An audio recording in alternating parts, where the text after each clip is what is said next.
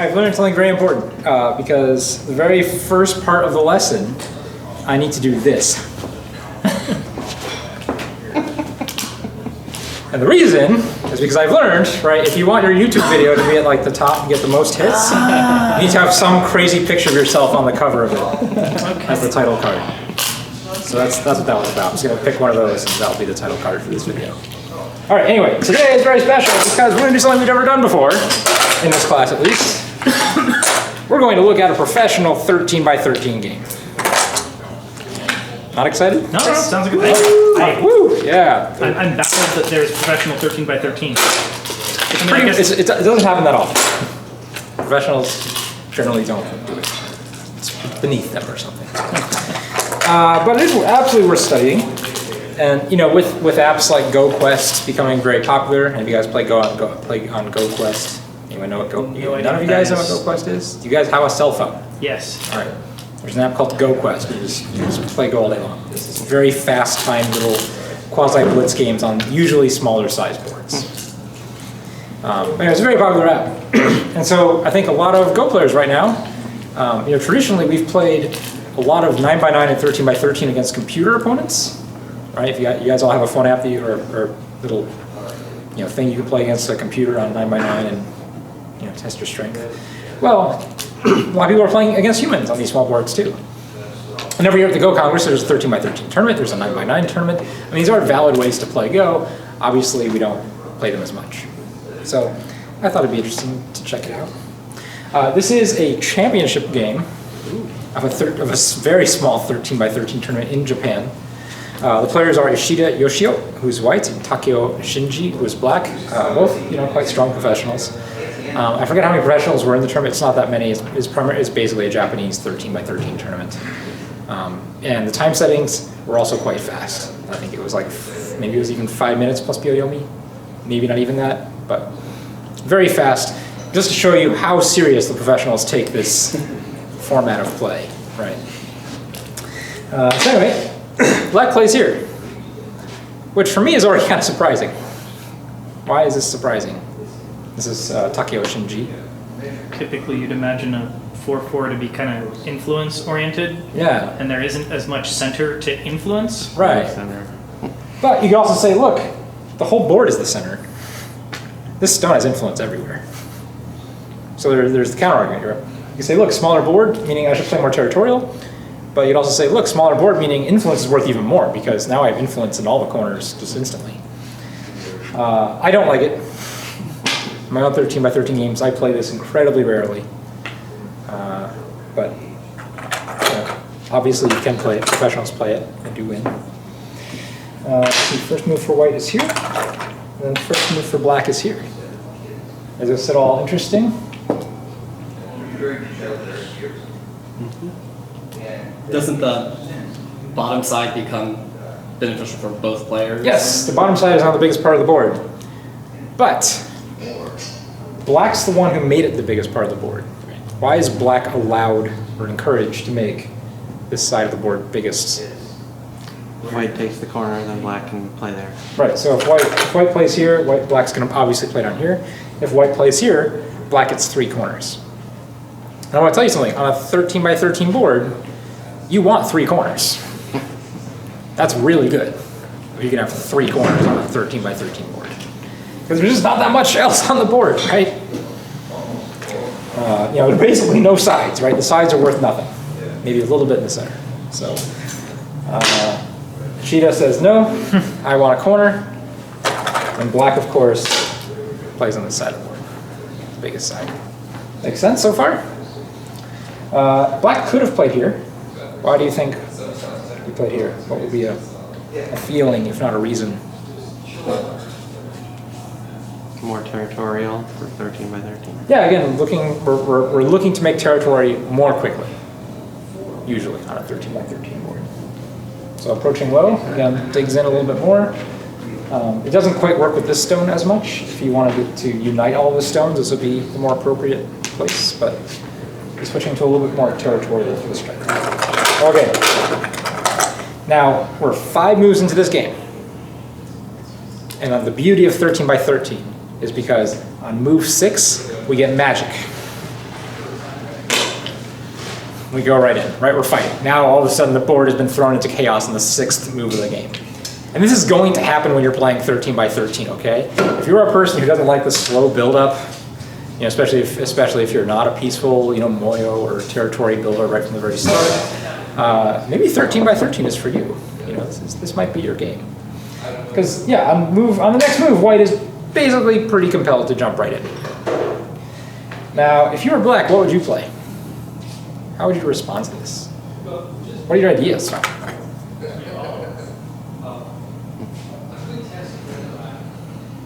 He's already kind of pincered, though the black stone lower left is maybe weak. Yeah, this is a kind of a difficult go problem, right? Already, because we all obviously have, you know, 4 groups here. Everybody doesn't really have a base yet. You can say the cornerstones are kind of anchored into the corner, but certainly these 2 have no base. So it's a fight, but we also want to profit while fighting. You know, we don't want to fight just for fighting's sake. We want to get something from it. White does have Comey in the back pocket. So if all that happens is everyone just destroys each other's territory, white wins the game. So what do we do? What are your ideas? Do you just want to jump out? Do you want to attach to the stone? Just build this territory?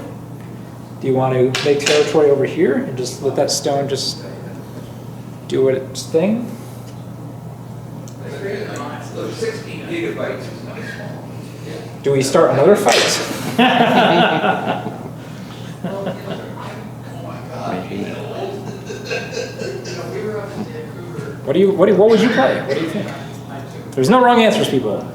There's only dumb people. I sort of like the extension up from the bottom right upward, because Yeah, it just I seems like to work that a little too. bit better with the top right. Yeah. And I feel like you have at least one move in the bottom left-hand corner to either jump out or try to fight your way into a base if you have to. Yeah, this would be one of my instincts. Would be like, hey, let's just make one group really strong, try to profit. And now white has the weakest stone in here right now, right? Like, I've already got a little bit of an edge up. Not what the professional player plays, though. Professional player, at least in this case, is telling me this is the wrong direction. The move the pro plays is grotesque. It hurts me. I'm pained. 8-10 or something maybe. They're still both in the same. No. Okay. That's the move. Wow. One space. Why do I feel pain? Remember that face thing? I can make another face here. There's the cover. YouTube title card. Why is this so pain? Why is this hurt me? Well, you're spinning a move making a base, but it's not actually a full base yet. Yeah, first of all, this is really narrow for a base. We're not really profiting. It's also not really attacking this too severely. And it's redundant, right? This stone is already lassoed in, sort of by this stone, right? It can't really go that way very quickly or easily. So this stone is already restricting this stone's movement. So it's not, it's like I'm saying, I'm pincering you twice. That's how much I'm pincering you. It's not, this is really ugly. Don't do this. If you do this on a 19 by 19 board, you will lose the game. Right? You're playing for really small potatoes here. But, what is good about it? He keeps his weak stone stronger at least. Yeah. Yes, his idea of direction of play is crystal clear. He's saying, look, these are all the weak stones. There's a whole bunch of weakness down here. You know, this is almost like a symmetrical position. In a symmetrical position, where's the key points? On the axis of symmetry. And can you guys close their door, because they're loud. In the kitchen, go to the kitchen. Yeah. Yeah. Thank you. So let's take that point, right? Let's take that symmetrical point, and it gives us a little base in the process where we keep ourselves strong, keep our opponent weak. This is the correct direction of play. Like if this had any better spacing, right? You know, well, this is like even there, right? You know, if this was the type of position, you wouldn't think twice about playing a move right here, right? This would just be natural. You know, pick a point, anything. Like supernatural direction of play. But in this case, on this board, everything got shrunk. So he plays the same direction you would normally play on a 19 by 19 board, just with some ugly, ugly spacing. What do you think white does?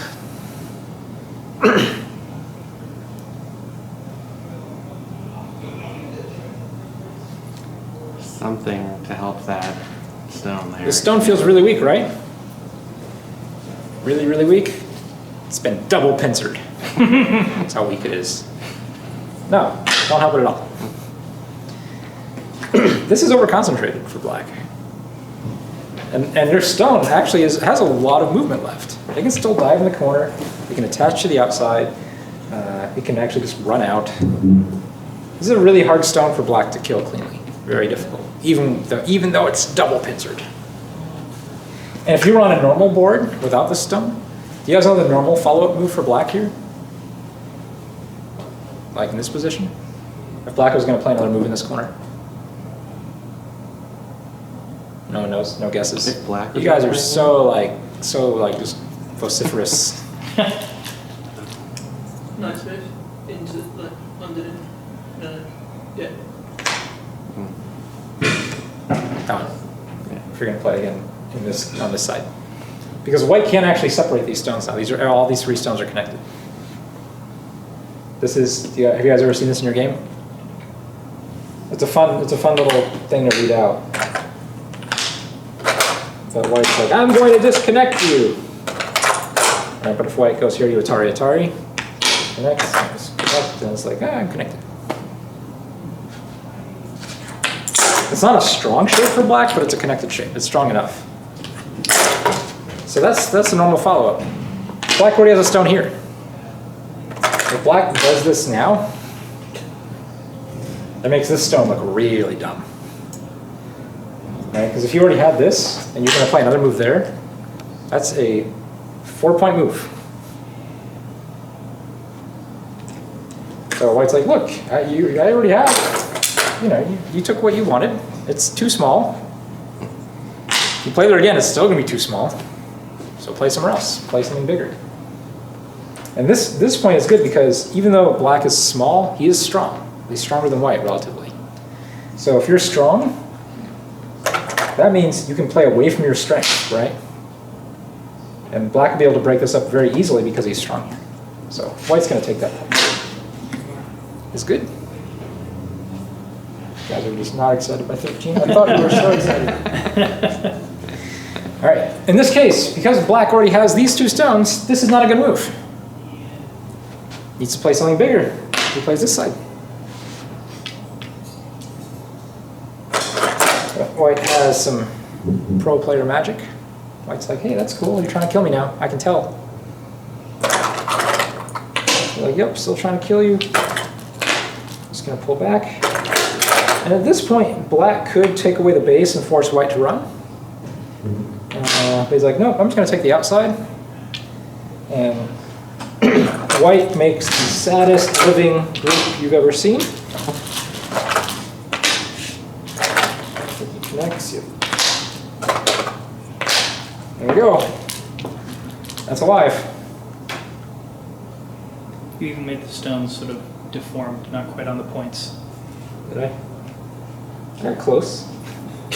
I thought you were just trying to make it look extra sad. A little bit. How many points is this group worth? Not much. About 5. About 5. So white made 5 points in this corner. That's great. Plus Comey, it's like an 11-point group. What did black get? Territory on the right and some influence that's going to be a little hard to use, probably. Yeah, again, we're on a small border, right? So I mean, this influence, that's quite a bit. Like, if these weren't here, imagine this corner was way over there. And black has Sente too, right? You can imagine, oh, now black plays there. Oh, look at that. That feels great. But that's not the case at all. There's already these stones here. It should also be noted there's actually a little bit of a potential problem here. Even though white is hemmed in, there are some cuts. And so black makes a move that fixes them unintentionally. I should say unintentionally, or not, well, it's intentionally. What's the word? I can't think of the word. But fixes them by not fixing them, while also taking more points and threatening a future attack later. Can anyone find a move that does those things? It fixes these cuts without actually fixing them, that threatens a future attack later, and makes some extra points. Now your brains are thinking. I'm stuck on fixes it without fixing it. Well, if you have a weak group, how is it not going to die? What can you do to not let it die? Get it a base. You can give it a base, or you can run out.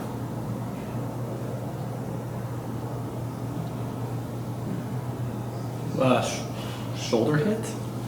Like here. Yeah. This would be actually kind of fixing it more directly. Okay. I'm talking about an even more indirect way to fix it. 3/3 lower left. Close. This one. Wow. Just there. In this shape, this is actually a really good point. Because you see these two stones? These two stones just got much more difficult to live if black can come back here and pincer with one of these moves. All right, especially if black has anything, black can play this one and oh man, these are just floating now. Normally you'll attack it more like this, so, in a normal case. But it takes away all this corner territory. What about this base now? We have one. So, you know, if white tries to cut us directly, do we care that we're cut? No, we just have a base, right? We'd love for us to be cut. We're like, oh great, we're cut. Now we have something we can attack.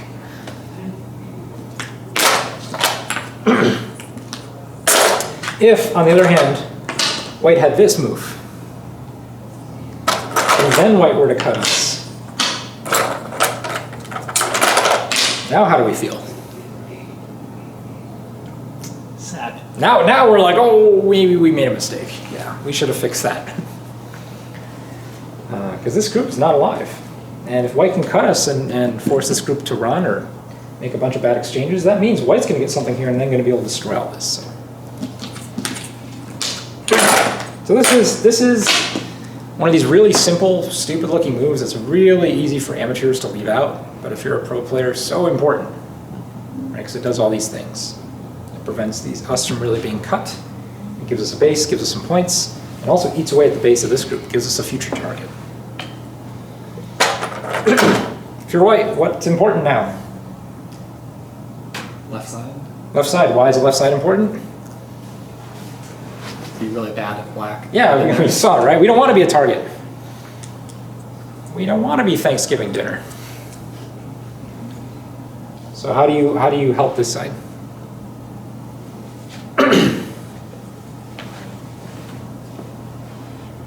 Plays in the middle.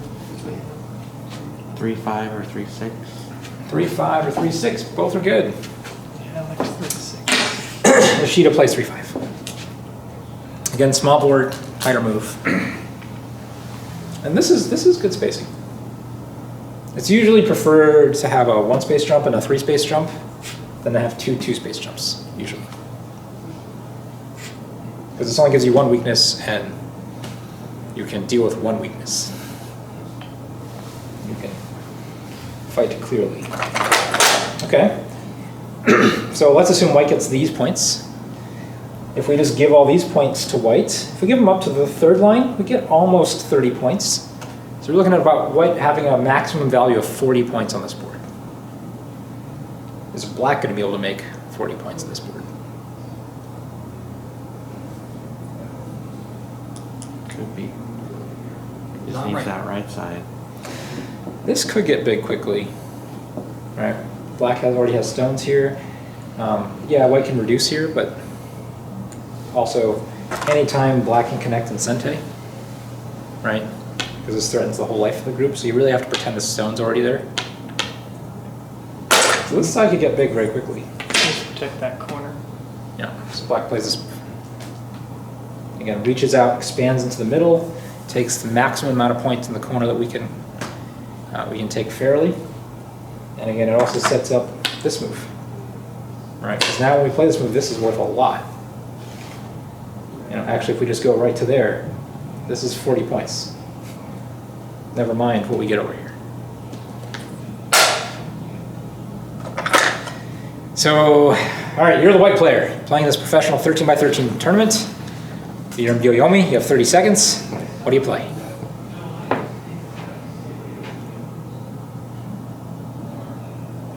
What if white played where you said black should play? Right here? Yeah, so I think the problem though, like this is a really big move. Feels like black's gonna expand over here. Like it feels like this, even though yeah, you gained a lot, you didn't gain all 40 points worth. And so maybe there's still 30 points here. And I'm feeling pretty confident that black will be able to make another 10 points in here. I feel like there's bigger stuff. Perhaps 7-3. 7-3, this one? You are non-professional. Yeah, white plays it. This move actually starts to activate a little bit of Aji in the corner. It's worth points. It helps us defend this area. And hell, you know, you might even build us our own little Moyo. Might even get 5th line territory or 6th line territory. Yes, very natural.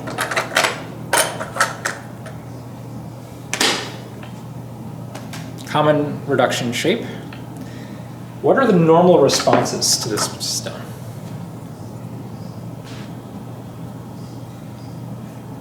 Attempt to isolate? Okay, well, give me points because this is a Joseki, like this, especially if none of this is here. Usually this occurs in this type of formation, right? White has a Shamari. If there's potential on both sides, that's the weak point that you play. And so the normal variations for white are the following: 1, 2, and 3. All these have drawbacks, and none of them are what's played in this case. And usually most of the drawbacks are whatever side you play, black will get something on the other side. In this case, because the board is so small, white feels like, hey, I'm going to play the crudest, most simplest, dumbest way to make points I possibly can, and not get into trouble where I get one side solidified and lose something on the other side. I just want to get my points and stop. Any idea for what the dumbest, crudest way to do that is? 4 or 5, maybe? This way or this way? That one. This is the one he plays. I was going to say 4-6. Now, this you're going to see the immediate problem, because in a few moves after black plays, white's going to have an oh shit kind of moment. Like, oh wait a second, I now see why this Joseki is not good, and why it's not Joseki. Okay, so let's go forward a few. Because white's going to get exactly what white wants. White just wants points, connected, done. Doesn't want anything else to happen. But there's a lot of advantage in the center that white is going to miss out on. Now black exchanges this. And black's going to play here. And we'll Why keep- does black take that exchange Right now? That seems because so, like the development on the other side of the board is really much. yeah, because all right. So at this point, black knows he's going to get stronger in the center, Yeah. right? If this is where white has to fight, black knows he will get this naturally. And in Go, you have this. There's this idea that some Go theorists have talked about called temperature, right? Where at the start of the game, every place in the board is hot, right? And over the course of the game, the board gradually cools. Have you ever thought about Go this way? Like, often it's said like the first move in an area might be worth 15 points, right? But over time, because of how other stones evolve on the board, the value of each move gradually goes down. Right? And occasionally it spikes back up. Like in a capturing race, you might have a move worth 80 points, an individual move. But in general, it's like entropy. It's just well, but the opposite. It's entropy, right? Because it's gradually cooling, right, throughout the entire board. Yes. No one knows what entropy is. Perfect. Actually, I know exactly the YouTube comment I'm already going to have now that I mentioned entropy. This YouTube comment section is this gone to hell? If I've ever watched a YouTube video and the person in the video has mentioned entropy, anyway, we're done. Here, moving on. Black's basically just going to push all this around. And it's because of this move, right? White took no advantage. White was just like, I just want points, I'm thrusting at you. I want no advantage anywhere. So that means black will just be able to push everything around. Again, white's just playing, hey, I just want my stuff. Black pulls back. White doesn't want to get cut, so he fixes. Now black plays this shoulder hit, and lo and behold, how many points is this black worth? Plenty. I know. Way more than we needed. Way more. So white's gonna poke in and say, hey, can I reduce you? Stay out, that's mine. And this is kind of like the oh shit moment for white, right? It's like we have to find a way into this thing, right? Because again, white let black get these stones in down here. White just let black get 3-4 stones over here.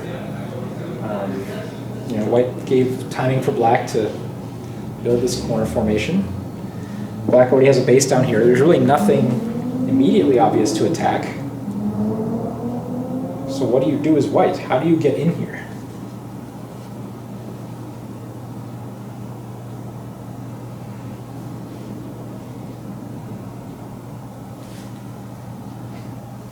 Attach it like 7. Like here? No, down. Sorry, down. Here? Yeah. Oh no. I don't care. I just keep you out of here. 8, 5, cut in there. I'll just start with this cut. What's the best response? My best response might be here. Then just push down 6, 5, and push it. You don't get very far though. You do not get very far because you can't actually cut here, right? Yeah. If you push in this way, does that even work?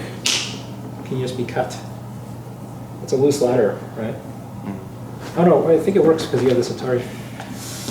So, nope, can't play that either. I don't know. I don't know what happens here. There is actually, I think black just plays this way, and if you try to capture 3 stones, Atari, and then black pushes through and then attacks this, and possibly even just kills all this. This might be a disaster for white if you do this way.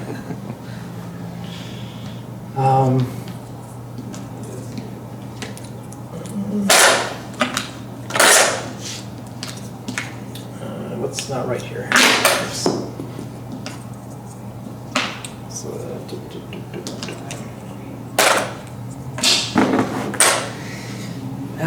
Difficult. Invade down the right side somewhere or the corner. Just jump in? Yeah. Yes. Just go. 11, 4.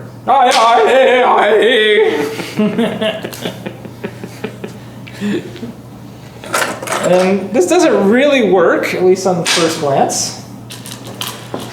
White plays here, white plays here, and black says, okay, come at me, bro. So what did white gain?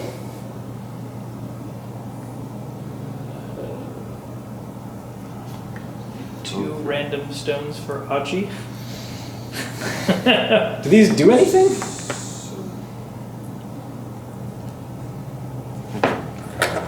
I mean, you're like, hey, I can eat that stone. Black's just gonna go, oh yeah? Alright. That's cool. Let's go there. You come out. Black cuts and eats. Black plays here. You have one eye. This doesn't work.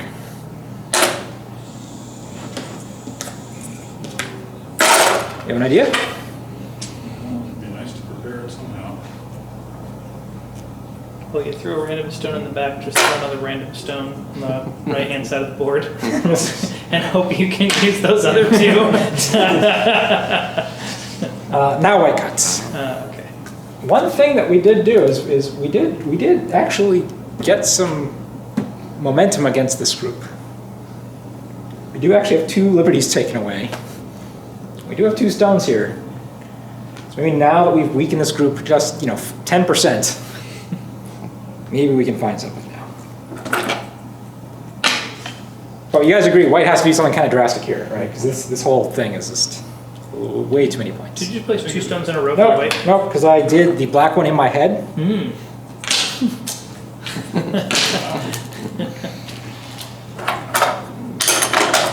So white's is cutting, black's just okay. Keep the liberty short. And just keep them separated. White turns. Black fixes.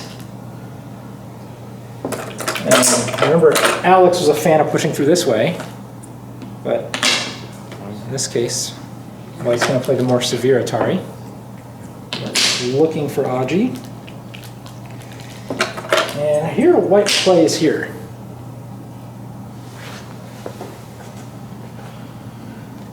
And I don't, I'll show you the game, but I think this is a pretty dubious move. Like, I think black, I'm not sure black actually plays the best sequence. And this is my own analysis, and I'm probably really wrong because black is way stronger than I am in 30 seconds than I am in 2 minutes of looking at it. But this seems like it could be very suspect. Because if I'm black, I'm thinking, you know what? I might let you take these 2 stones and get 1 eye here. And then you die with 1 eye. But it's not what the professionals do. Black runs this out. Black's like, look, I can run out. You can't even get 1 eye. But white has some magic. What does this move threaten?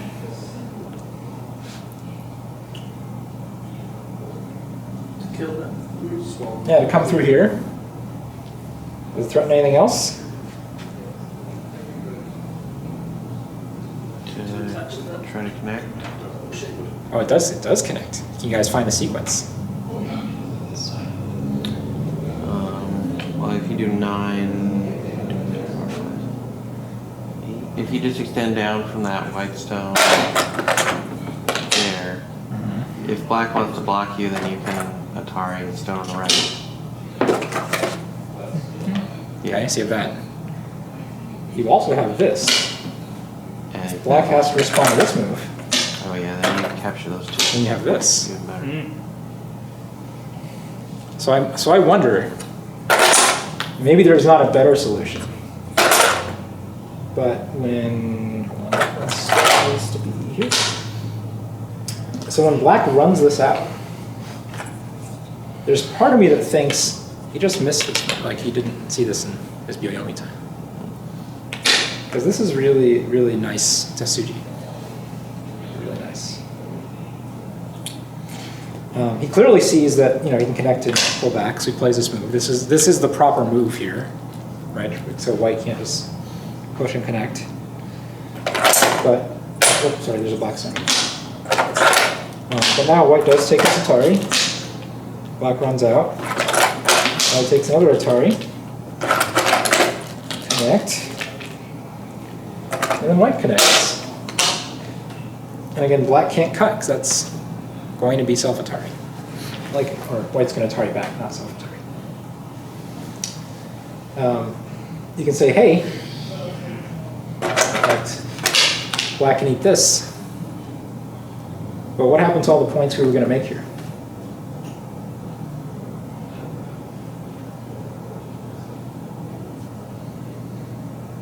He broke in. He broke in. Now he didn't get all this, but especially since we have more endgame moves down here, and we still have endgame moves over here, I'm starting to feel pretty confident that we can get this down to less than 40 points. And furthermore, we did this in Sente. That's perhaps the most important thing, because now we're just in pure endgame. So White takes the biggest endgame point. They play the Q sequence, which again is good. Black takes this Atari. And does this move make this cut work? Like, does this stone let Black cut here? All right, if White were to just connect, White doesn't, but if he was, and Black were to play here. No, because White can just cut. Correct. So this doesn't work by itself. But the thing I want to point out to you, if Black has this ko, right now the cut works. But he's only threatening ko right now. So do you think White just fills the ko?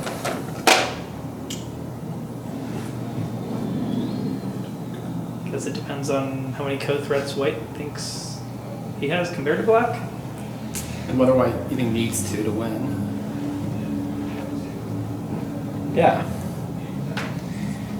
Before White plays this ko, he's going to say, okay, I'll fight ko. Ko's great. And actually, if all Black wins is if wins the ko, he doesn't win that much. No, he does win a lot. Never mind. It's a lot. Yeah, it is a lot. Because if Black has this ko, then there's a cut, and then they're threatened to Atari. So that ko is important. White's going to ask some questions first. Profit. And White's just going to fix here. All right, so now, if Black were to take the ko, White would just come down. Right, and don't care. Black's going to fix.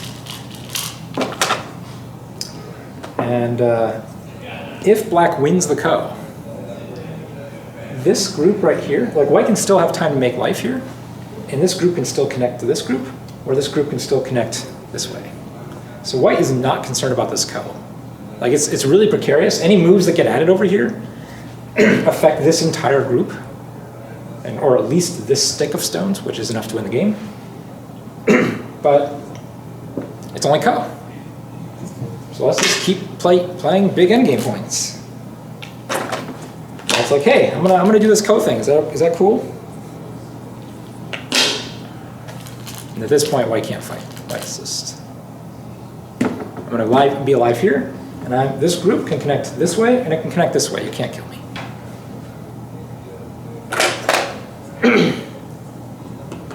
I think this is time Suji.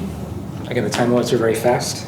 So some of the moves here in the end, especially for Black, are going to be a little bit odd. I think time Suji. You guys know that expression, right? Time Suji. Never heard time Suji? Oh.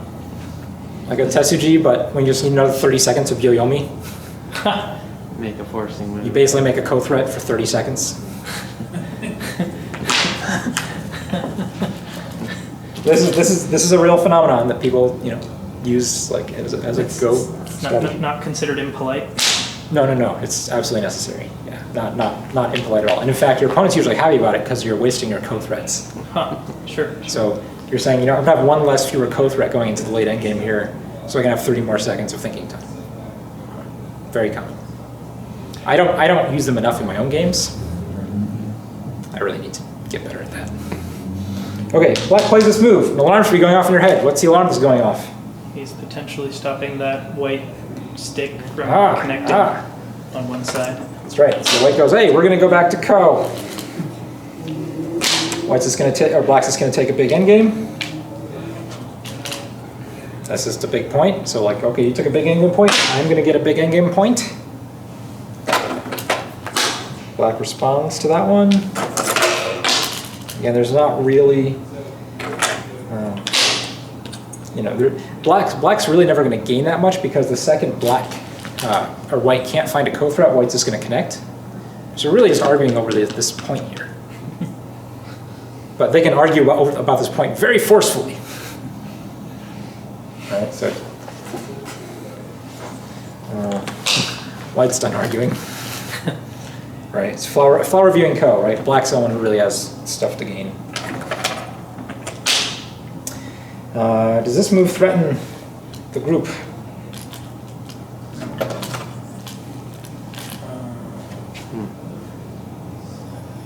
Well, if white doesn't respond. Yes, white has to respond. Good. Sente, how do you respond to this group? Middle. 11, 19, or 13. Let's go. Yeah, you can play. If black gets a chance, Yeah. black can. If white omits that, black can play on the intersection. Yeah, later on, if there are no liberties here, this is bad shape in the corner. This is the point I'm trying to draw your attention to. If there are not 2 liberties here, and black can tar you here, he can kill you. So normally, often when we're talking about making life in the corner, this is the correct shape.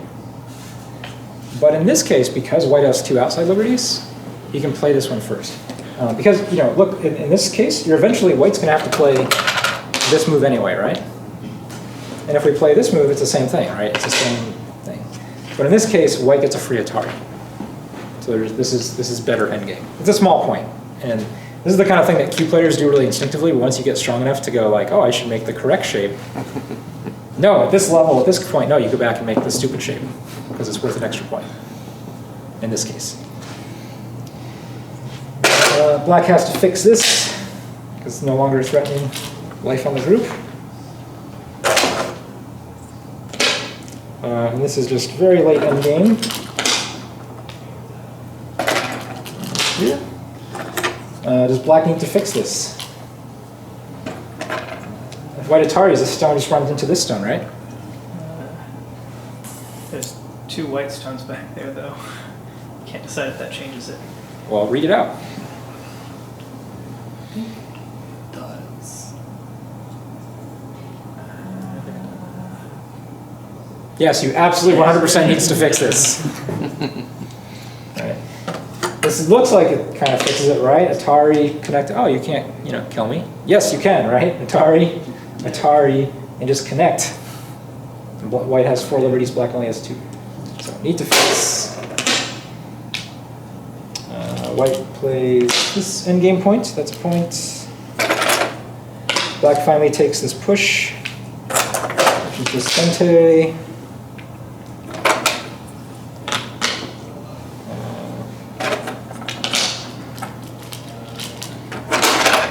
Hold on, just wait. There's a little bit of an exciting ending here. We got a little bit more excitement planned. This move is very big. Do you guys see why this move is big? Well, the code becomes. The ko becomes a thing again. Remember how it was like a ko for black to win something big? Now it's a ko for white to win something big, and black would have to back off. So this whole thing that black fought so hard to earn this 1 point, after these Sente pushes, becomes now potentially able for white to win again. And at this point, I counted this game earlier at home, and I had black down by like 1.5 points in my count. But my counting isn't like super accurate, so let's say somewhere between like a 0.5 point and 2.5 points. Well, I didn't put the captures up here. Also, there's some captures. I think it's 3-2 the captures. All right, so after this, white plays this ko. And again, if black has to fill in his own territory, right, that's potentially up to 2 extra points for white. That's big. So again, black plays some moves, takes the ko back. That's stone. What did we say earlier? No liberties. So white's ko threat has to be there to free the liberty, which is also worth 2 points. Big move. Black plays there. This is actually, that should be white's point. Right? It feels like white made a mistake somewhere. Because white should be able to push into this anytime after this move. But black kind of gets an extra point there that he's not entitled to. But that does give white time to take the ko threat back. Ko threat, Take. I think the next move is Taimsuji. Yes. Remember correctly? Yep. Notice he plays 2 co threats in a row. That's weird, right? Must be. Yeah. Taimsuji. This was probably like a Taimsuji that was more of a freak out Taimsuji. Because there's different types of Taimsuji, right? Like that you, like there's the kind where you plan out, and you're like, okay, I'm going to use the Taimsuji here to get an extra thinking time. And then there's the, oh shit, there's 5 seconds left on the clock, play something. This is probably that kind of variety. Because usually I don't see 2 co-threats in a row like that, because you know the moves are all kind of forced. That's a point.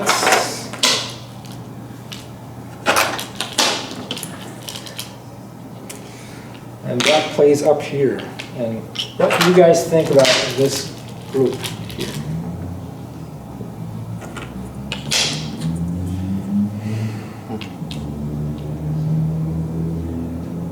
Well, here, I'll go forward a couple moves and see if that changes what you think about it. You feel safe though, right? This white group? Yeah. Okay. Takes the ko. Plays here.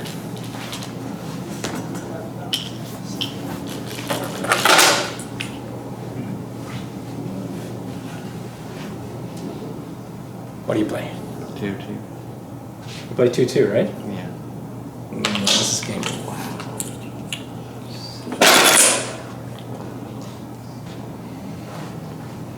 If you see this happen, someone screwed up.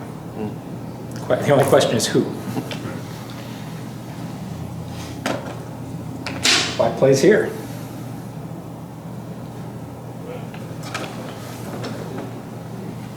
So my first question is, how many liberties does Black have? 5. How many liberties does White have?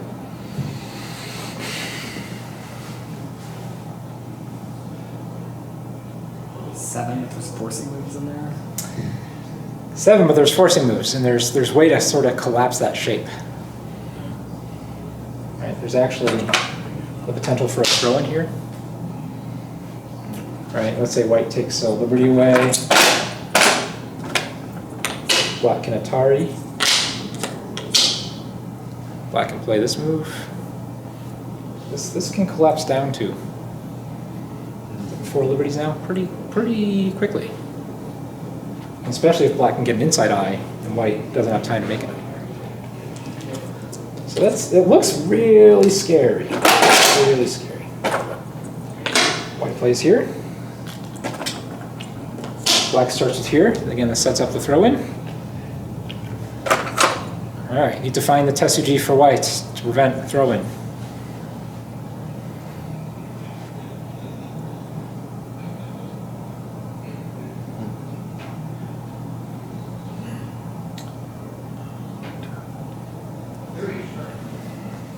Next. 4-1. Let's take away liberties. Let's see. We play 4-1. Take. Can we play here? I don't know if we can play there. Okay, let's play here. Take.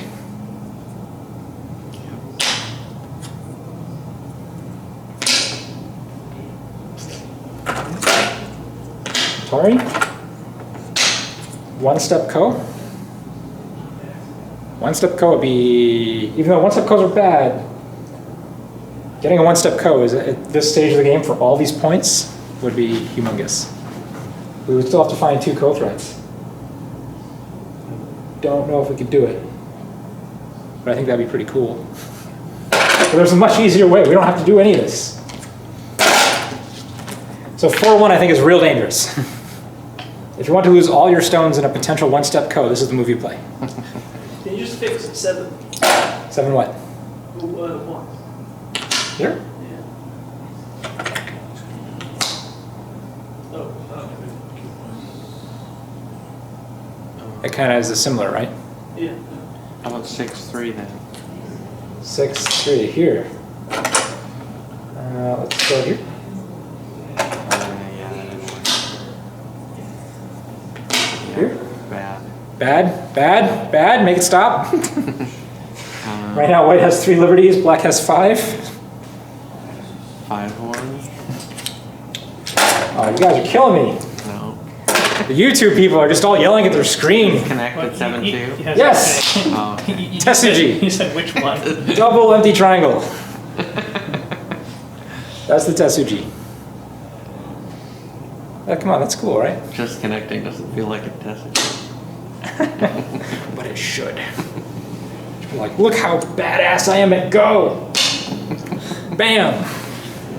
Well, that's a badass move. It's because it's now 5-4. It's now 5-4. And furthermore, when black plays here, this gives black an inside eye too, right? Which just goes, you know what? I've got an inside eye too. And in this case,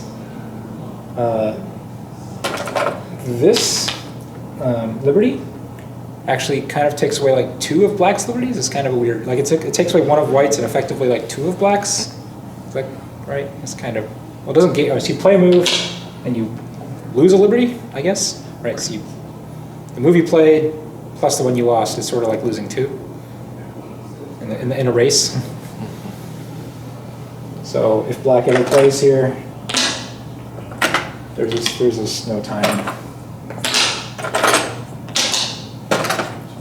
Sorry. Yeah. So yeah, white just wins this caption race and black resigns. They don't play the last. The last move played is this.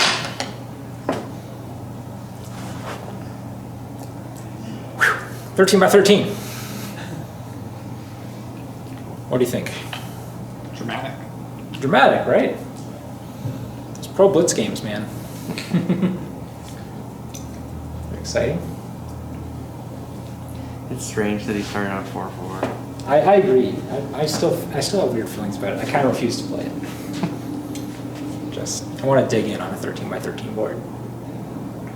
That being said, I have played 4x4 on a 13 by 13 board many times in the past. And obviously, if you played a handicap game on a 13 by 13 board, I think AGA handicap placement is 4x4 points.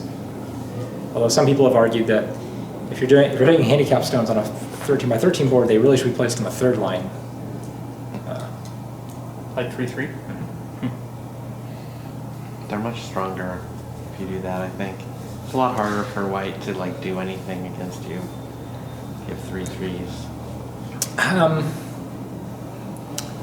I don't know. I'm not going to say this as a factual observation. It feels that way, at least at my level of Go. I agree with you. But 4x4 is good too. Are you inspired to play some 13 by 13 Go? No, worst class ever. Waste of time. Seems like a lesson. It seems like a what kind of game? A lesson for the game. Seems like it's lesser. It is no lesser of a game than the baby carrot is to the carrot. Actually, it kind of is lesser than the carrot. It is no lesser to the game of Go than a tennis ball is to a giant tennis ball.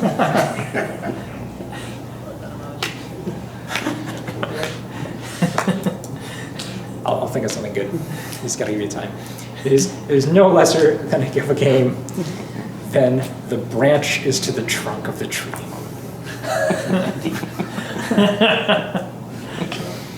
All right, well, that's it. That was our 13 by 13 professional game. I already thought of next week's topic, but I've forgotten it since I started the sentence. So I thought it earlier in the day when I was actually going over this game. Like a tree falls in the forest sort of thing. Maybe. But anyway, that's it. You guys want to get some games in? Yes. All right, we'll play go.